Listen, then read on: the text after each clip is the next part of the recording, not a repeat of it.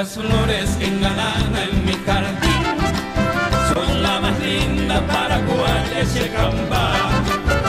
Yo te idolatro, mujercita guaraní, y en mi suspiro voy diciendo y toda.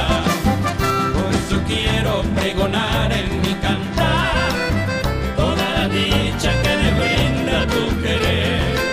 Hoy más que nunca sueño ser tu compañero y vivir siempre a tu lado, Paraguaya mi corazón. De tu boca deliciosa libaré la dulce miel, acabar tus labios se con embajé, volveré un sonido y serás tú la mujer, compañera buena, dueña de todo mi ser.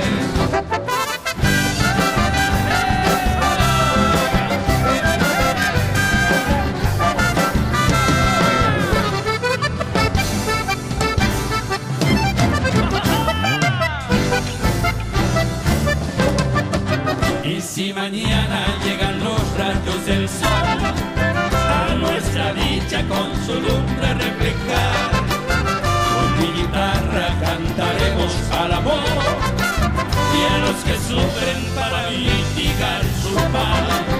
No habrá tristeza alrededor de nuestro hogar, tú siempre alegre y yo dichoso te diré.